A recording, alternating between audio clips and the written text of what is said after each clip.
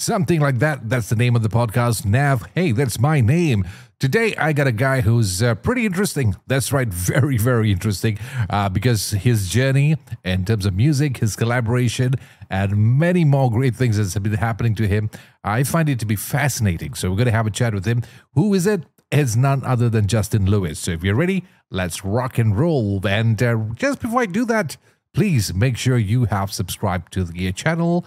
You have click on the like links and all those kind of stuff. Visited the website, share it, and all the stuff, all the whole work. So let's get on with the show now.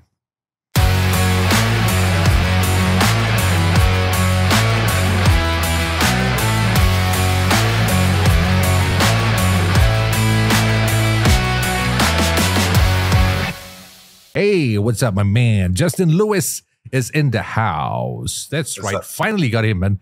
It's always been a mystery for me getting to have a chat with you. I think I did recall having this conversation with you the last time we met a few days back. It's like, where exactly are you from? Are you a Sabahan? Are you a KL boy? Are you a mix of both? It's like, it's kind of weird, because when you look through some of your press releases, you say that from West Malaysia, but you release songs from in East Malaysia, and then you promote it back in West Malaysia. So you're here and there. I mean, of course, it's just one country, but then again, Malaysians, West side, East side, Sabah Sarawak feels like another different country altogether. So where are you exactly based? Malaysia? Okay. Malaysia, I know it's Malaysia. West Malaysia or East Malaysia? Well, Nev, I think I got this question from a lot of people. So basically, this journey into music started off a very long time ago. I mean, about 10 years ago. Okay. I think we definitely remember Citrus, Madan. I think yes. Yeah, he was actually my very first producer in KL, and gave me an opportunity to sing a song, which is called Sony.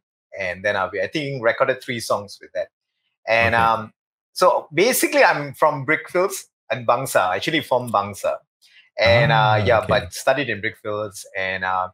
Of course, I've been working in Sabah Sarawak for the last 4 years. I mean, in and out. I mean, I have a lot of friends because of my days in university. And usually any cultural shows going on or anything to do with any shows, because dancing is part of what I do even.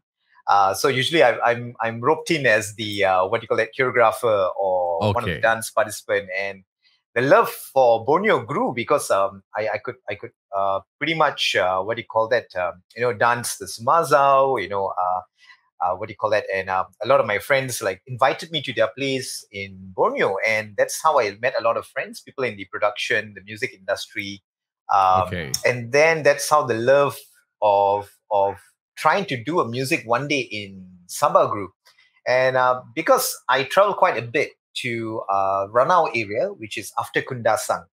And I always pass Mount Kinabalu. She's like Mother Kinabalu, we call her. Yeah, beautiful place, amazing. And I always pit stop to just admire the beauty of the view and, of course, our lovely mountain, the 3rd highest mountain in the world. Yeah, and highest peak in Malaysia. And then this vibe came to me, and I just felt these words flowing through me as I was admiring Mount Kinabalu, and I just felt her talking to me, these words, and somehow I just came up with this idea, and I just went to the studio for the I think 3-4 days, and just started penning down the lyrics, and got this amazing friend which I used to know. He's very famous in Sabah in the local music scene. His name is Butut Basement, and that's how I kind of engaged him, and one thing led to another few more songs, and so most people get the message from a cave, and you got the whole mountain all together, which is kind of nice, man. Yeah, the holy message. The holy message, but your message kind of got into the entertainment world, which is kind of nice also. and so it was amazing. It was just an amazing process, Nev. Couldn't sleep. Just once I just had this vibe from her and in the mountain, and I had to lay down these lyrics. Of course, I'm definitely a dancer by heart, singer by choice, but this was like my first try to. I mean, not my first try. I just wanted to lay this music as soon as possible, and with God's grace, I think it just went very, very well. And I thank all my friends over there. Yeah. But seriously, you met Madan and you recorded the Sony. So how long was the gap between that and your very first single per se on Kinabalu? Okay, so it took me about 10 years, Nev. I think I kind of... Wait, Sony was 10 years? 10 years ago. So why the gap? Okay, so this is what happened. I think we kind of produced 3 songs, and Sony, I think we did some music video on Sony and all that, and it was good. It was great and all. And I think Madan was a bit busy with his singles at that time. I think he was here and there performing, producing, and I think knowing Madan, such an amazing, talented producer and a fantabulous singer, I think a lot of projects were given to him. And at that point, I was actually starting a new job. I was actually going into a new industry. And a lot of opportunities to be in the dance industry even. So I had to choose between music and dance, and I couldn't balance myself. You got your daily job, and you got your family, and then of course relationship, and then everything came at that point. So I kind of took a break from the music industry a bit. 10 years is a big, it's a big gap. It's a huge one indeed. I was wondering, why it's so long? Yeah, and then 2019, we shot the video for Sony only in 2019. It was such a big gap, I think a lot of things happened during that 5 to 7 years or the 9 years before Sony was released. And someone actually motivated me. I think it was one of my friends. He came up to me and said, "What's happening with your life? You should do something with your music." So I kind of, because I love poetry and poems, and I kind of read a lot. And pretty much, I love to write. And my mom's a teacher, and she's actually got a book on her own, which I think she produced, I think, post-COVID, and children's book and all that. So coming back to mom, she always motivated me to write my thoughts, my feelings. On an everyday basis, Nev, I think we all go through moments and situations, whether it's good or bad, and then you want to pen it down and just like a diary. And so I started writing again during COVID. Okay. That's nice to have a mom that giving you encouragement to write your thoughts. My mom, the only thing she asked me to write is the grocery list. Okay. Anyway. And that too. Yeah, definitely. That's a compulsory. But it's always, it's a puzzle to me. Is like I said, from the moment I called out, I sent you the message of wanting to have a chat with you, because there's a lot of things that I was curious about you. Especially, you said you have a busy lifestyle and the current job that you do, your music, you're having it. And you were a student of USM who studied medicine, right? Yeah, I was actually a biomedical student. Was planning to get into the medical industry. Obviously to be a doctor, but things never worked out. So I did this amazing course in USM in Kubang Kreng, Kelantan. I had amazing people around that I've met, my doctors, my lecturers. So the love for dancing and singing was actually there when, because, in a medical campus, I think... Yeah, you got all the shows going on. Correct. And we're always studying, because, of course, and my roommate, a few of my roommates were doctors. And pretty much from that, I think the only way we kind of distressed was music. We put on the music, we dance, put on music, we sing. I think that's the way we were, trying to just move our mindset into something so that we relax and chillax and have a great time. So I had a lot of very talented friends in the campus itself. They can play music, they can harmonize, they can sing.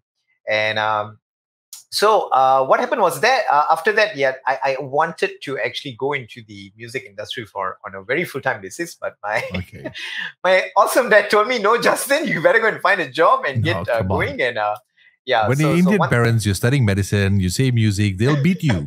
That's what usually happens. You'll get murdered for mentioning music and dancing, Yes, music, dancing, no way. So churi lah, So I had to just find an avenue lah, So I was lucky enough because at that time I think Jack Nadaraja used to have this amazing show on TV2, so I joined him for the Nadaria programs as a backup dancer. Then I got into some competition. So you think dance in Asia, something like that. Met amazing choreographers, including Dr. Ramli Ibrahim and all that. And so I kind of wanted to get into the industry for a long time, but never had the opportunity because of work and, of course, the drive to actually do better in my medical career. So I landed a job in the pharmaceutical industry for 10 years, actually. And all right. So in that process of doing that, Nev, I kind of helped some of my friends to choreograph their wedding dances and some of their, when they have family functions, and then that's how I kind of got into the dance industry. But music came a bit later. I think I kind of love the way how our music industry just bloomed in, and looking at Rish Manu, Jacqueline Victor, Yogi B, and all the other singers out there, Joe Flizzo and the whole works, I was like, wow, I was so, I admired these amazing people, and I thought, okay, one day let's try, if there's an avenue to actually do something about whatever I've written, my small pocketbook and my diary, my buku lima lima. I see that you're doing a lot of it, man. But if I were to ask you a question, are you JLewis, the singer who can dance, or the dancer who can sing? Which would you identify yourself? I think it's more a dancer by heart, and I think singer by choice, lah.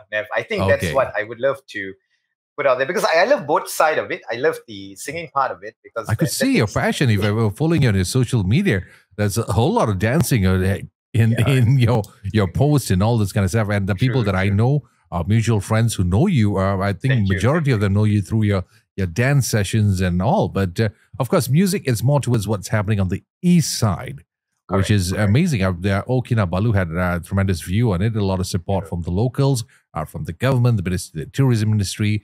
And it was a beautiful music video, I must say. Thanks to you. Now my wife is pestering me. Please take me there to whatever spot that's shown in the music video. Please take me to those spots over there. So there goes my wallet. Thanks to you. No reason. Come over. Seriously, we'll have an amazing time, bro. I would love. But Sabah is a magnificent state. It's a beautiful state. People, the culture, the lifestyle. It's something that you can't exactly describe in words. You have to experience it for yourself. That's one thing I've admired about East Malaysia. Sabah Sarawak especially is a different culture altogether. And for you to come up with getting into your music involved a lot in East Malaysia, how is the support like over there for you? It's amazing, as you shared. I mean, people in Borneo, Sabah and Sarawak, like you just shared, they're amazing people. I have a lot of friends from the campus days right now, and during the pharmaceutical days, even I kind of had a lot of good friends who are doctors and in the medical industry, and they connected to me very well. And I mean, we're buddies for life. And basically, the support from my producers, from the dancers, from the whole music industry is amazing. Like during Kinabalu, when I was actually going to have the release for it, I called up a lot of people, and they said, Justin, we'll be there to support you and hold your hand and be there for you, and that's what I kind of, I was really happy and overjoyed, and I was super grateful for all the love they have put out to me. That's why I think for the next few months, Nev, just to let you guys know, I think there are a few songs that are going to be released in the Borneo market. I mean, it's for the it's for the whole music industry, but I kind of custom made it to actually because I picked up some of the local language, and I kind of tried to sing on it, and I'm hoping much the songs will be played very soon. Because that's something I wanted to ask you also, because let's admit it, West Malaysia, you can put it this way, when it comes to music and talents, we have it in an abundance. There's a whole lot. The competition is pretty steep on that side of it when it comes to West Malaysia and music. And you being in a land where people are super talented when it comes to music and singing and dancing and all this kind of stuff, Sabah Sarawakans, they have this natural gift. I could say almost anybody who walks into the karaoke can just knock some of the popular artists down here. They're amazing kind of people. So facing those kind of competitions, it's not easy in West Malaysia. So have you ever considered that you just want to focus majority of your music, or rather set a trend there in East Malaysia. Just focus solely on that market altogether. Because as you know, when you just look through some of the music that's been churned out by East Malaysia, the YouTube views, their hits, their airplays, even the support from the media they get from their local station, regional stations is fantastic. So have you ever considered that, okay, forget about West Malaysia, let me focus fully on East Malaysia? Have you ever had that thought going on in your head? Well, Nev, actually, that was part of the production plan, actually, on for JLewis Productions. We were looking at concentrating on that, but I would always like to be versatile in what I do. The music that I put out there, because if you look at the genre of music that I kind of want to put out there, it's a mix of everything. I like to have a universal kind of feel because of the musicians I listen to. And of course, there are super talented musicians out there in the West and the East. I've learned a lot from my producers in Borneo, especially great singers out there. And I've worked with them. And as you shared, you know, anyone can just walk into a karaoke, you just throw a stone, somebody's a singer. Someone's a singer. And they can reach octaves that you can't imagine. And you go like, whoa, how did she or he do that? You know, it's amazing. And you go up to them, and if you're humble enough, you learn. You know, that's what I used to do, you know, because I'm not a born singer. I kind of, by choice, because I love music and I penned down my thoughts and I want to sing. I went for vocal classes, and I tried my very best to learn from these amazing singers. So I actually sit down with them and kind of focus on what they actually want to, how do they move their vocals, and how do they actually, groove to the music and all this stuff. So I believe the production plan was to have a versatile feel of music for the whole of Malaysia, whether it's playing in Sabah, Sarawak, or whether it's Semenanjung. I think that's what I think the production plan is, to actually have different kind of genre music that focuses different styles, different rhythms, different tempos, different grooves, so that so we cater to all. So I'd like to cater to all my friends, because by dancer by choice, so I love a lot of this Latino music, Latino pop music, reggaeton, bachata, salsa. So I try to incorporate a lot of Latino vibes within the music, which are coming out very, very soon. And of course, I still have a lot of feel-good Sabah Sarawakian music, a bit of using local instruments like sendatang, sape, sompoton, or gong, something. So I would like to push more world music in the field of what I produce. So yeah, I would like to be very you get that a lot on the other side over there. Because based on my experience of our people that I know, people tend to not take advantage of their surroundings in most cases. So you have a perfect place, especially that's the state, or rather that's the part of Malaysia that always hosts a lot of world music kind of things that's exposed more towards the international market. So it's the right place. And music, since now we had a sneak peek of what's to come, and in terms of your music, which is great. And also, if you want to have a teaser, for those who are listening and try to check out Kinabalu, I'm going to try to post a video on the website so you can have an idea of what Jay is talking about. You can just listen to the whole thing. It's a splendid track. I love the whole music video, the vibe of it, and the sound of it. Of course, like you said, the elements of the traditional music can be heard in the song if you pay close attention to it. And of course, the cultural part of it, the dancers that came on board on the music video, all that. I can never get the name right for the bamboo dance thingy. What's it called? What's it called again? Magunatip. Okay. Yeah. I keep forgetting that, man. Tried it a couple of times, got stuck a few times, so I never want to do it. I did. I got stuck a few times, so I didn't want to embarrass myself. Did the next round when you come. No way, man. No way. Because if I'm going to make a mistake again, they're going to just stick the bamboo in places it shouldn't be. But anyway. Yeah. So let's talk a little bit before I get into the upcoming, what is coming up in your future music. We're going to talk a little bit about the songs that you have released thus far. If I'm not mistaken, there's about 5 singles. The first up, which is, of course, the pretty popular one, which you just spoke about, was Kinabalu. Then you had tracks like Gotta Let You Go. Then you had My Lady. Then you had the most recent one, which is Tragedy, featuring Nirol G of Monoriff, right? Yeah. Monoriff, so, yeah. Okay, so that was your recent single. And the sound, to describe the sound of JLewis, is it, which name do you go by now? Justin Lewis or JLewis? Well, I'm a bit confused. That's the thing, Nev. I think, of course, a lot of people call me Justin. And sometimes, so just to have an artist kind of vibe, I just, because I'm a huge fan of Jay Sean and, like, I just wanted to have that feel of Jay in front. So I just kind of like JLewis. As long no one just start teasing you J-Lo. Okay, yeah. but it's fine. So let's say for the sake of this whole podcast, let's call it J. J, right? No worries. So you have this 5 singles describing your music. You had all that feel, the traditional feel, but you could say that I could definitely say you're an R&B singer. You're focused on more part R&B and pop on that side. And in tracks like such as My Lady, that was the Kimboza, right?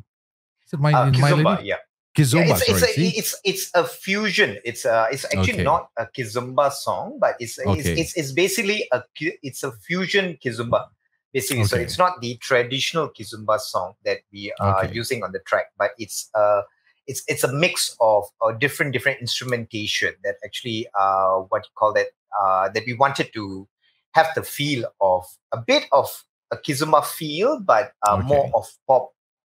Where people could groove to dance to. So we wanted to gather dancers, especially from the social dancing industry, to come together. Nice music video, man. Yeah, thank you so much. Smiling all the way, looking at all the ladies out there. But big shout out to all the amazing dancers in Kota Kinabalu.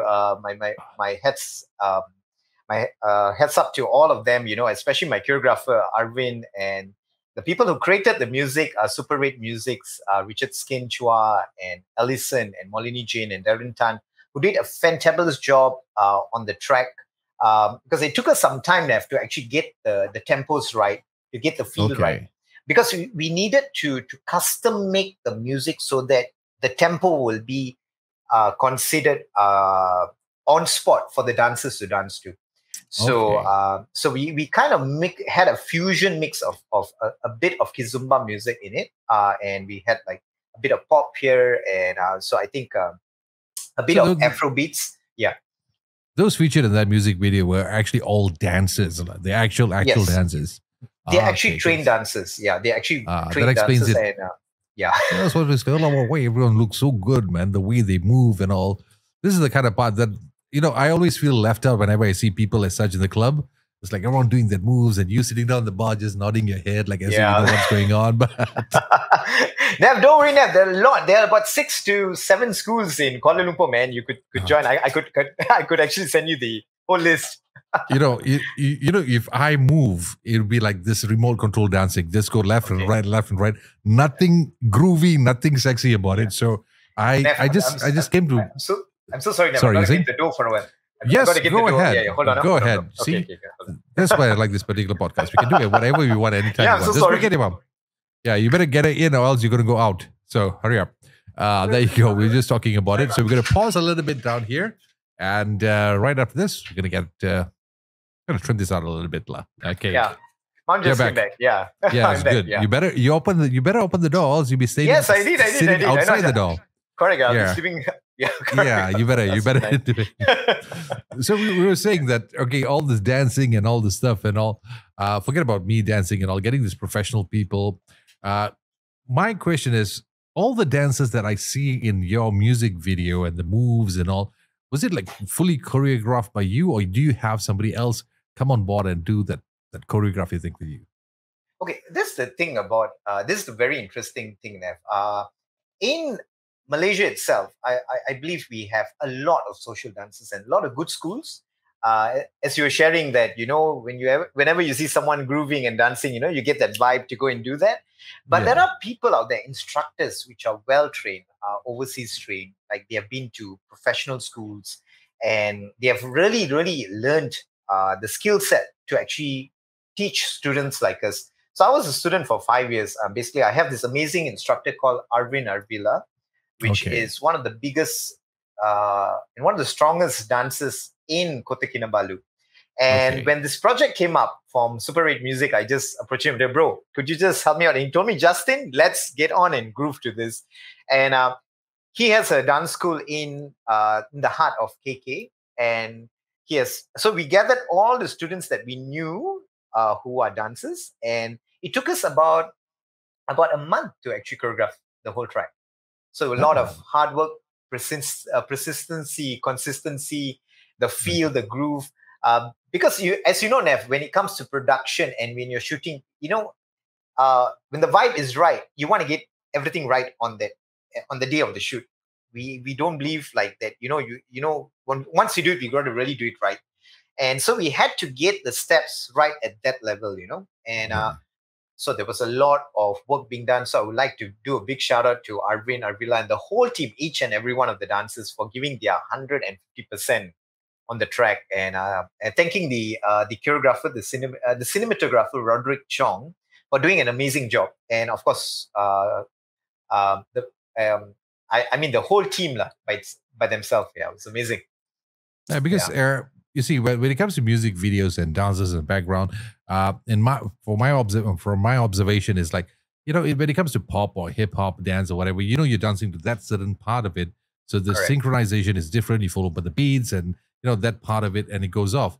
Or even if you just want to groove, it's just any freestyle groove or whatever's going on. But when it comes to music as such, with the Latin influence in it, what's funny is that it's not, how do you time the whole thing? Because like you see the music video, when I watch My Lady, it's like, okay, certain part you have the whole group dancing along to it. Correct. So then some part that you were doing your solo dance and two ladies were just dancing in the back there. So how do you time both of you guys together? So the timing, the steps and all, which was a big question mark for me. Not that I know anything about dancing, but no. It is fascinating to see how it's being done. Hopefully one fine day you might release the behind the scenes of how it was made. Why not? Nev, yeah. So before we shot the video, like I was sharing, Nev, we actually took a month. But I think pre-shoot, I think the pre-production shoot, I think we took about we kind of practiced 3 days, like non-stop. I think about 4 to 6 hours. I think. Wow. Just to make sure that the coordination was right, the cinematographer, the production guys were there. They were timing the dance. The storyboard was done. So for each edit, we already knew what we were going to do. So every individual that was present over there knew their part, and that was the beauty of it. Okay. So every dancer knew their groove. They knew their steps. They knew what to do. They know where the camera was. They kind of know what facial expression they will show, and so that was good. So all this takes time, and of course. Without an amazing choreographer like Arvin or a cinematographer like Roderick, I don't think so I could have pulled it off. Nice. And of course, so for those listening in, watch the video. It's called My Lady. My Lady. I'll try to share that also. I'll just put the link on Jay's YouTube pages, so you can just go and click and watch each and every one of it. So let's break down to each and every song. What is it all about? We just heard about Kinabalu. We had an idea what's that all about. So let's go one by one, because you got 5 singles, so I think you can cover all of them. Gotta Let You Go. Tell me, what is that all about? Okay, Gotta Let You Go was a very personal song about my own relationship, and I think a lot of people who go through this, I think all of us go through relationships that are amazing, beautiful, but some actually have relationships which go south, and I was one of them. So being in a relationship for quite some time, I think it ended up because of betrayal. And so I just had to find an avenue where I had to let her go.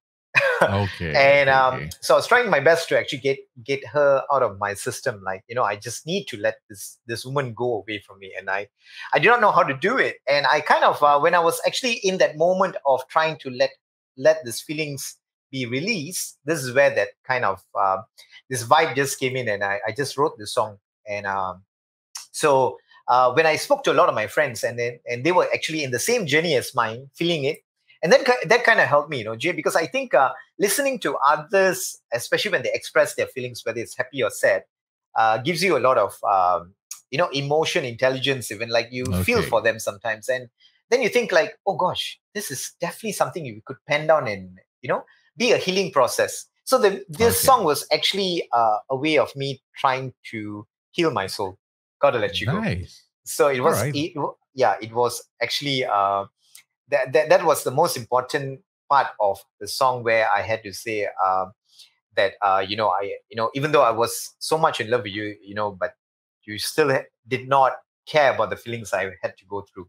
Okay. So I think yeah, it was a closure So for in a me. way, Yeah. in a way, you got to thank your ex. If it wasn't for her, you wouldn't have come out with the Yeah, single. amazing. So, Yeah, if I ever, so there's if one I ever good bump thing that into came her, out of it.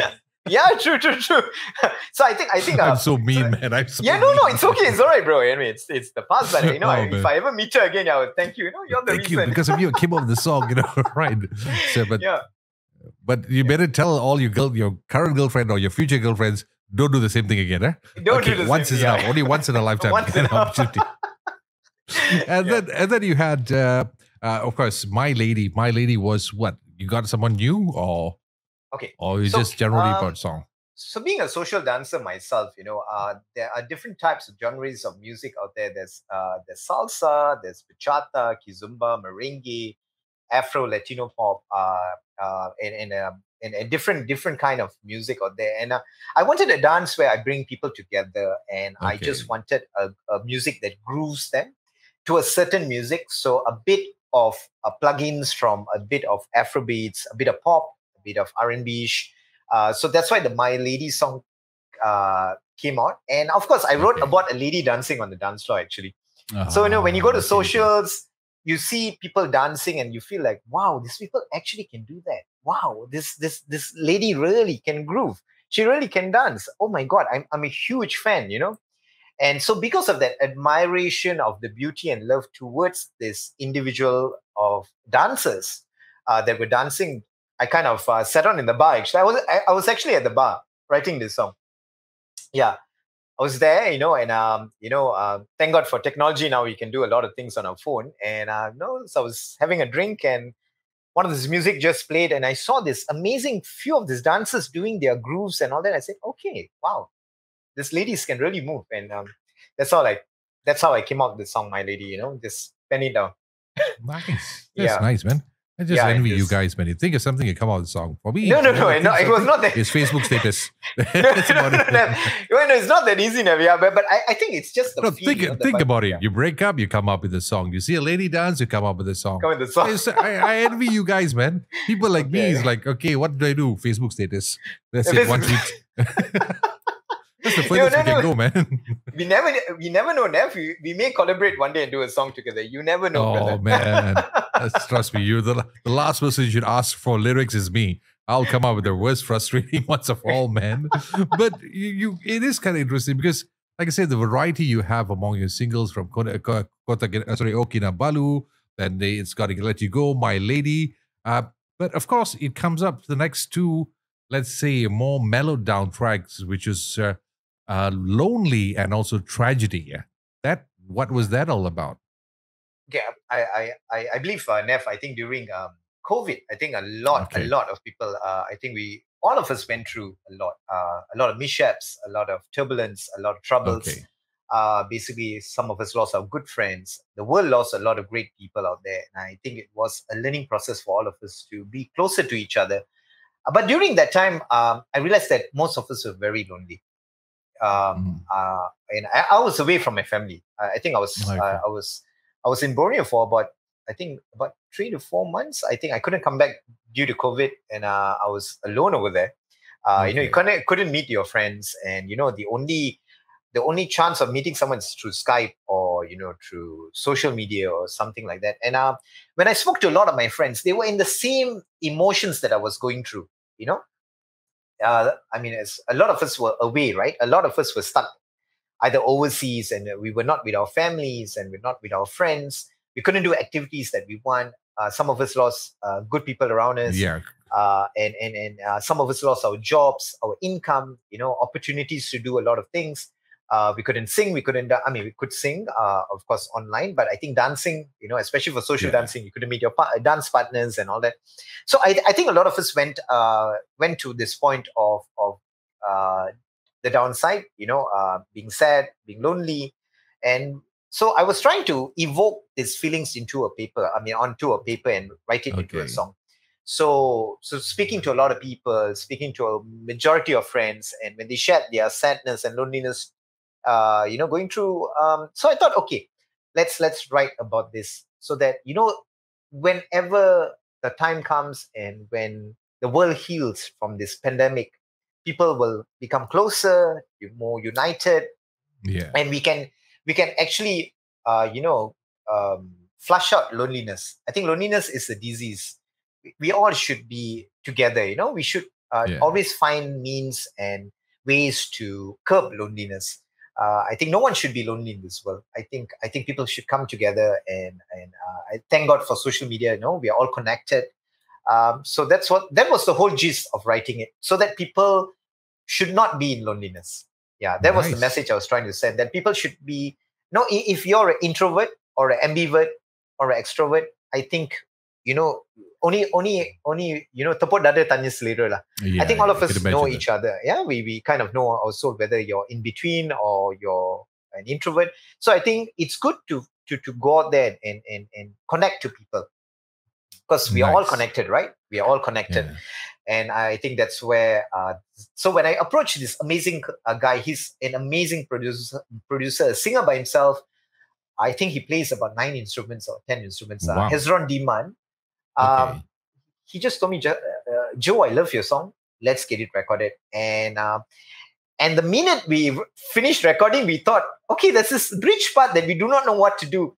And then there's this amazing hip hop singer. I think when we met him, he was only 21. I think graduating from UMS, University Malaysia Sabah, and he's a teacher by profession. He's a very famous singer in Borneo. His name is Dimple, famous dude. So I kind of called him up and said, Dimple, could you just lay the track for the outro or the bridge part for it? And he said, Justin, no worries, I will do it for you. I like his sound, man. He's amazing. He's one of the top singers over there. And so we kind of collaborated together, and he felt the music very close to his heart, and Lonely came out. Yeah. This is a pretty cool track, especially when you said the collaboration was an amazing one on that part. And I like how you put it, that during pandemic, we're all together and all, but after endemic stage, everyone started bitching about each other again. So that's human being. Nev, I've not even met my friends for a long time. I've been calling these guys, and telling, bro, I couldn't meet you during this time. Could you just come and have a drink with me? A teh tarik will do, bro. A teh tarik will do. Justin, I'm busy. I'm back to work. I got a new job, and that's it. Everyone's like, okay, forget it. It's my own life right now. It's like, I've noticed that. It's like we were talking. I was having this conversation with my buddies. We all, me. I'm always sarcastic at most of my social media posts and all this kind of stuff. So we were just talking like before that, kita jaga kita, caring for this and that and that. Right. The moment the pandemic ended, endemic kicked in, everyone started bitching about anything and everything, racist remarks and this and that. I was like, dude, what happened, man? 1 minute you were like praising all the medical stuff, and then next minute you realize complaining, oh lama nurse cucuk jadi tunggu lama in the hospital, then this and that. I was like, wait a minute, you were the guys who were like, oh, flash the flashlight or whatever at 6 o'clock in the evening. And then you start bitching about them all over again. It's like, okay, like human beings, like, tell you just want to be part of that so-called movement for a short time of period. Like. Then we're back to normal again. True, Nev. I mean, resounding with what you just shared, I think, I mean, it was a personal journey for me. I learned a lot during COVID. Like, gratitude is an attitude. I believe in that very much, because we should be grateful for what we have. I think, whatever has happened has happened. Only the Almighty knows what's going to happen today or tomorrow, but I think it's to be grateful and to appreciate what we have. But like you said, I have a lot of friends around me that are still very much, this is not right, that is not right, but I'm wondering. Yeah, it happens a lot, man. But the part of meeting also, like even when I first got in touch with you, it's like I said, let's meet up for coffee. It's like, I'll be honest with you. I just jammed for about 30 seconds. It's like, how to respond to this? Because I don't go out much. I don't meet people much. I'm more of I only go out for work-related stuff and all. It's like, okay. Yeah, it's kind of nice, man. Actually, when someone is calling me out for a drink, so like, let's go, that kind of thing, which I enjoyed it very much. Yes, for the benefit of our viewers and listeners, we had this nice banana leaf meal at this place called Puchong Mess. If you can find it, good for you. Google it, try to find it. And then we had coffee, which is an ice cold latte. I'm still trying to figure out the taste of it, but we'll figure out again for the next coffee session. More of next coffee session, next coffee session. Now let's talk about the next single, which was recently released with Nirul G from Monoriff, called Tragedy. I don't know. Tragedy. What's that about? Okay. So before we dive into Tragedy itself, on the lyrics and all, okay, we all know that Nirul G is an amazing singer. Like, gosh, that guy can sing, man. Oh God, I'm a huge, we are all huge fans of him. I had a chat with him last year, I think.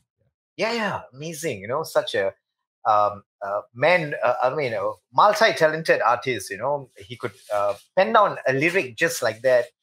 Sing at different octaves, and pretty much he was my vocal coach or my vocal trainer, you know, for the song Tragedy. Nice. And he composed it, he produced it, but I think in the midst of doing all that, we felt that the composition was amazing, but we needed an amazing, fabulous collaboration touch from another producer, which is the producer that I look up to as my mentor, Mr. Boy Raj and Matilda Raj.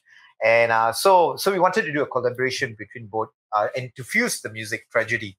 And I wanted Nirul G so much to sing on the track because being a huge fan of him and a brother of mine, I told him, bro, can you just hop on to the studio and get this done? And so the whole story behind Tragedy was, so I've been single for quite some time, Nev, and I kind of wanted to get into the game of dating, you know, getting to know,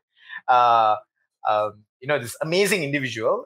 So we kind of tried to work it out, but it ended up tragically.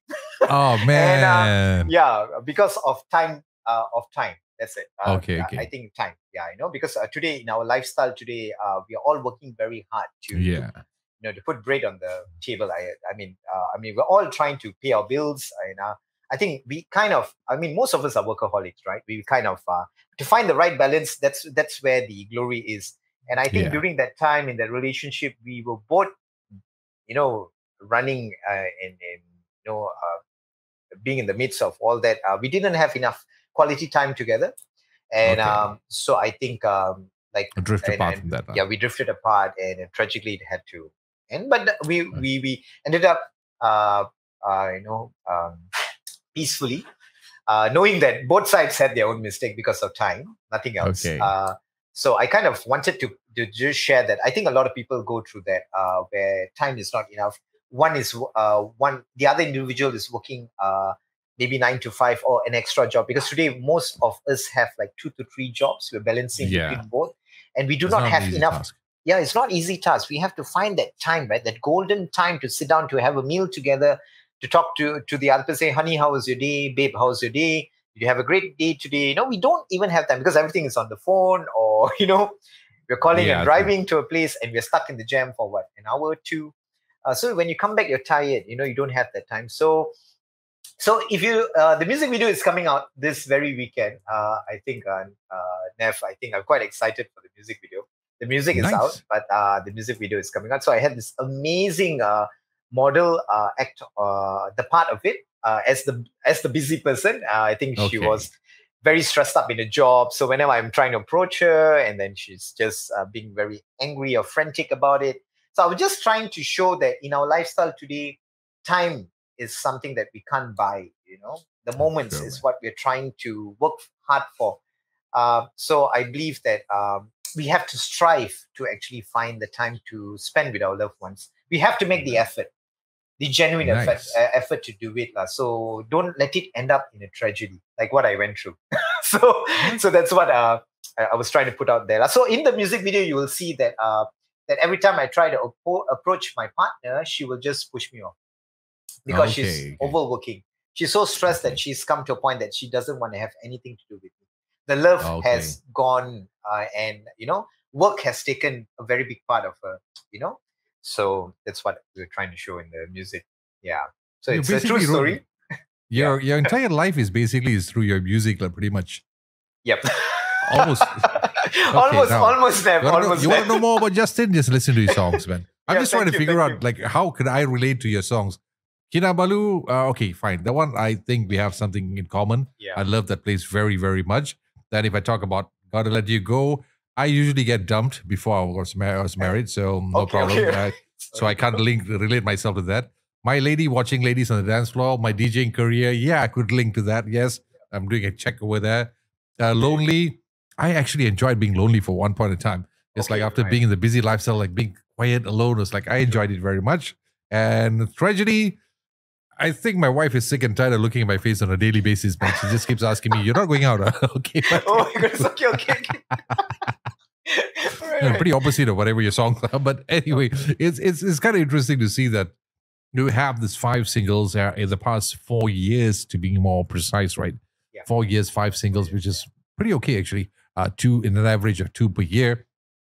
And you have a lot of collaborations through this music. You got dancers, you got choreographers, you got beat makers, music producers, and of course singers, which is the recent one. And also for which one? Gotta let you go. What's his name again? Dimple. You had worked with them. So who else can we see in, let's say, by end of this year, by end of 2023?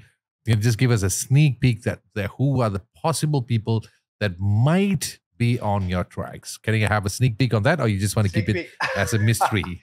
Okay, Nev, I believe sharing is caring, lah. So I believe in sharing the love of music with everyone. And but before that, I would like to thank to all the collaborators who said yes to me to pretty much spend their time and their love on the music, especially my producers, Boy Raj, Matilda Raj, Hezron Diman, Butot Baseman, Richard Skinchua. These are the amazing producers who have given me so much of love time. Of course, Molini Jane, Darren Tan, and Alison Tan, who are amazing singers by their own, but they still took a lot of time to be to give love to the tracks.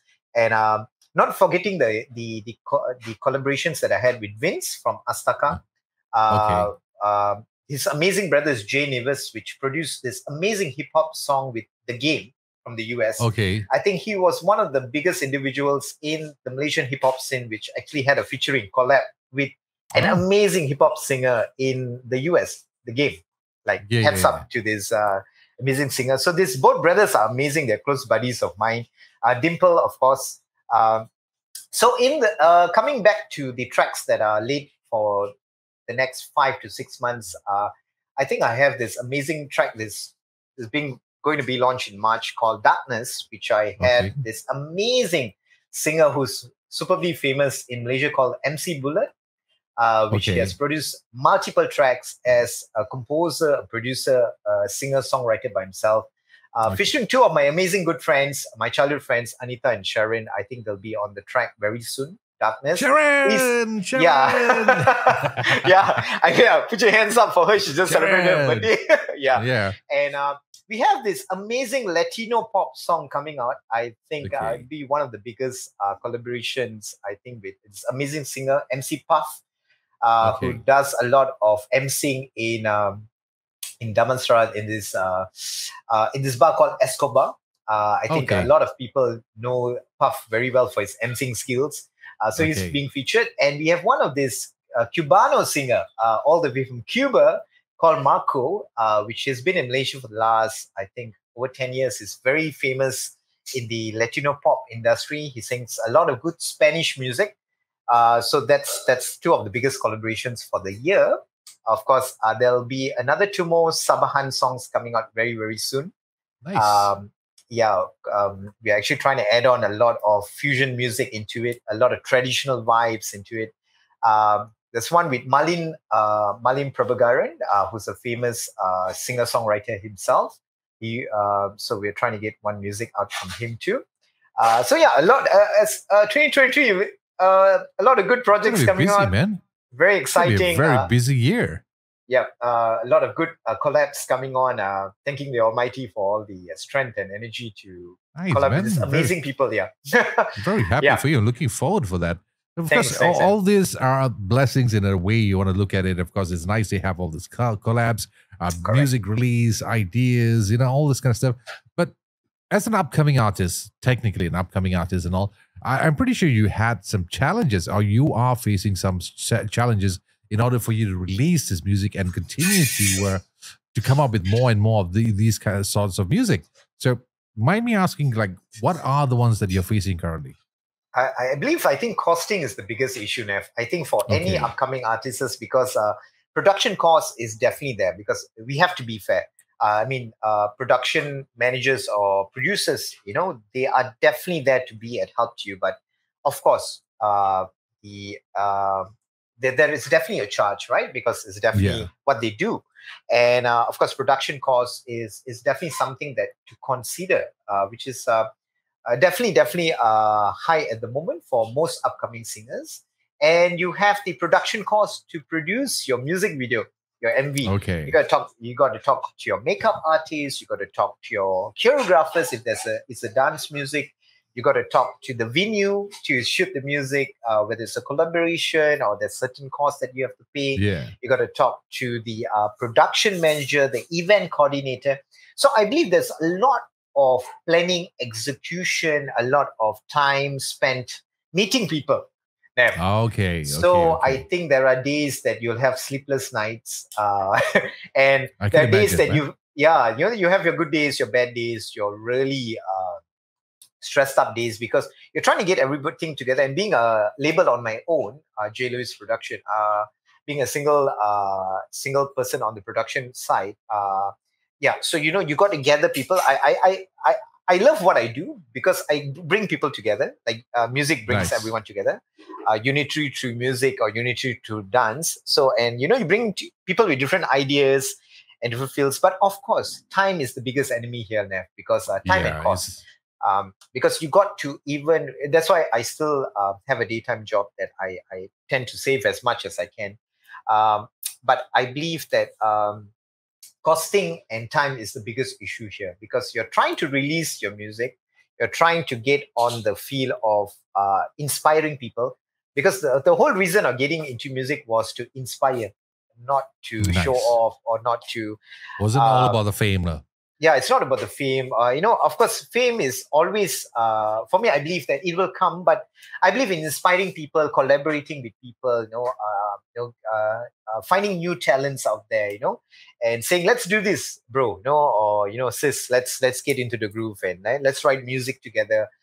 Let's enhance what we have together, So the only thing by doing that is time management, because the other person might be busy and you might be free. That kind of thing. And then that's always the tough one. Yeah.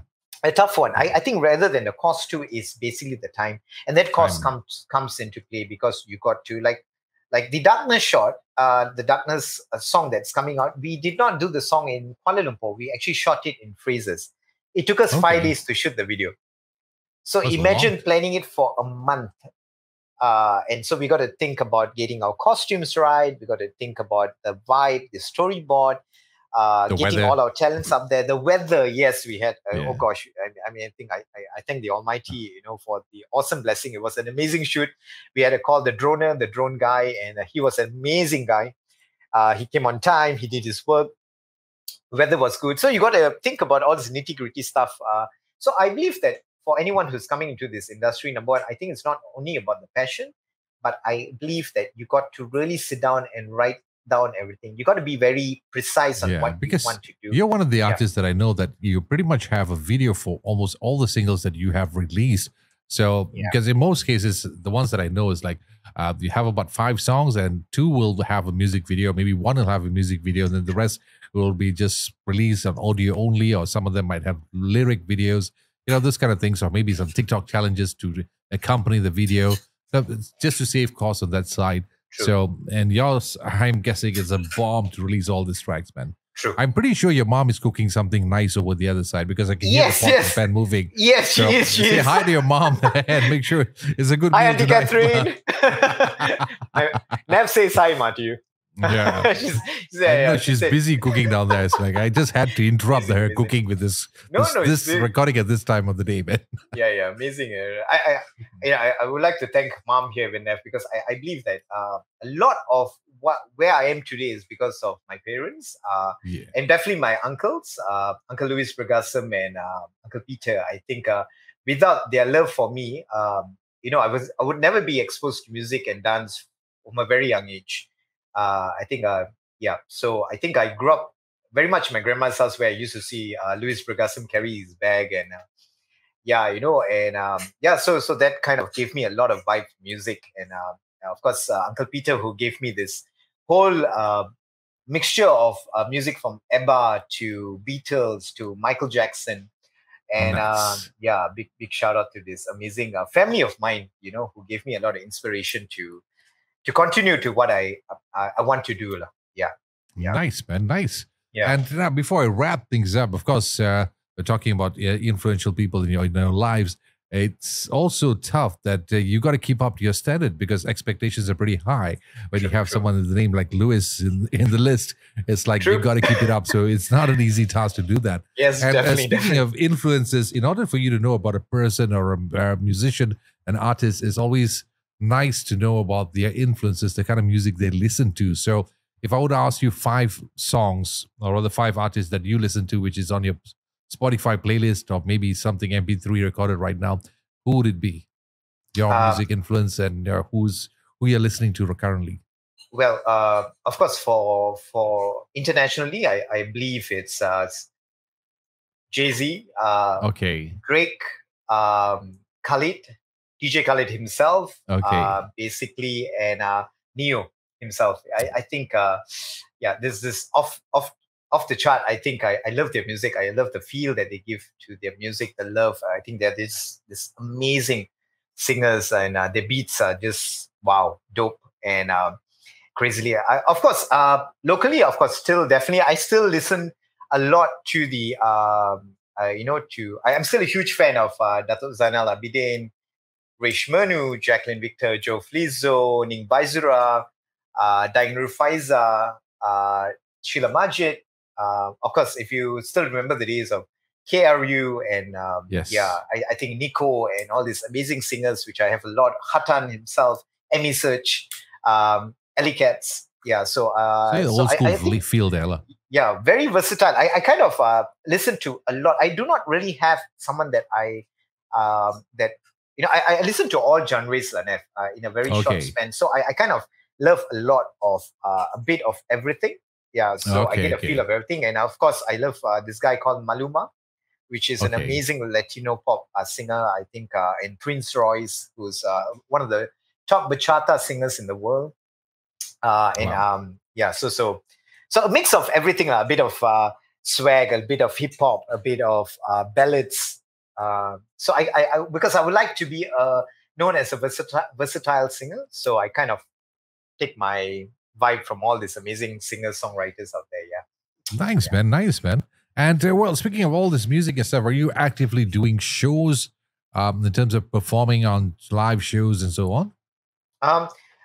Actually, Nev, I was very lucky because once Kinabalu was produced, when I came back to Semenanjung, and then, this whole Borneo, there's this huge Borneo group in KL that invited me for one of the Borneo Fest. I think I kind of performed. I had this opportunity to sing Kinabalu, and I kind of got into the amazing traditional attire, which I have on my own. And they were so amazed, and they were like, wow, Justin, you actually from here, and you went there and you kind of did this amazing track. And so I had about 1 or 2 performances. I think the KDCA group in community in Kuala Lumpur, Wilayah Persekutuan, invited me for a huge a show with Deborah Sia, which one of Borneo's biggest singers. She sang this song Hanya di Sabah.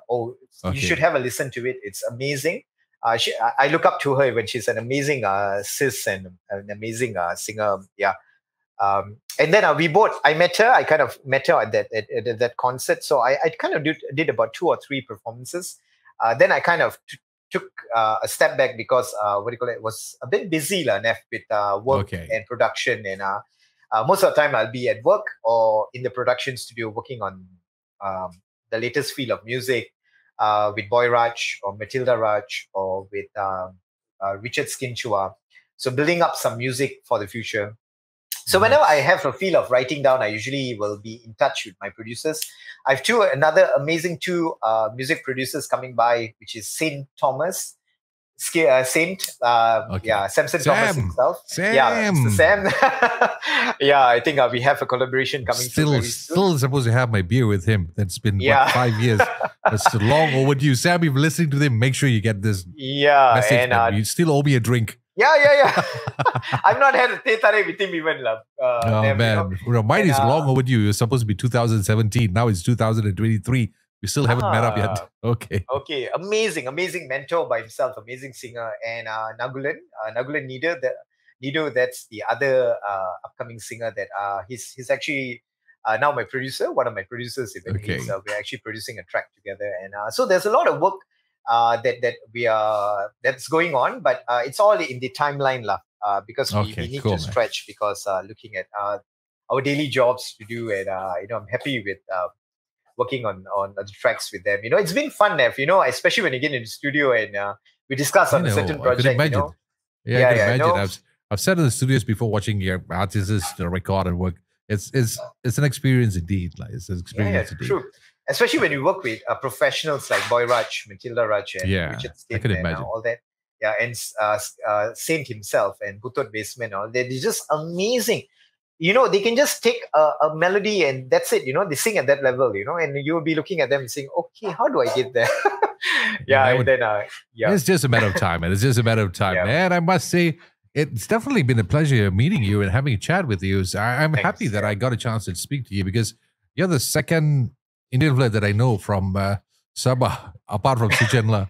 Suchan, yeah. Oh, yeah. Gosh, Nev, if you don't, he's like the amazing, he took a lot of my shots. Like the Kinabalu music video was done by his partner, his business partner, Lens. A big shout out to Lens and Jimmy Lakut, because their contacts came from Suchan. And Suchan actually was my photographer for most of my shots.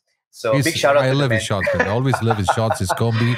Well, it's very simple. If you want to spot Suchan in Sabah, just look for a guy with dreadlocks and short pants. Correct. You can never miss him. Can I miss him? Short pants. You cannot miss him. You see him, that's Suchan, man. It's a cool, awesome, fantastic guy. I love hanging out with him. He's an awesome dude, man.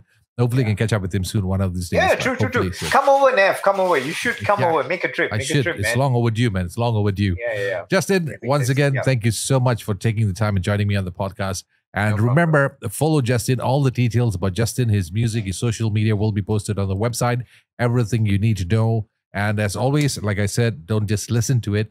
Make sure you share it. Sharing is caring. Share with as many people as possible. And if you would like to make a collaboration with Justin, I think you can just drop him a line and follow him on the social media pages too, which is everything is going to be on the website. So check it out for yourselves, right? Okay. Justin, thank you so much. It's been a great pleasure having a chat with you, man. Thank you so much, man.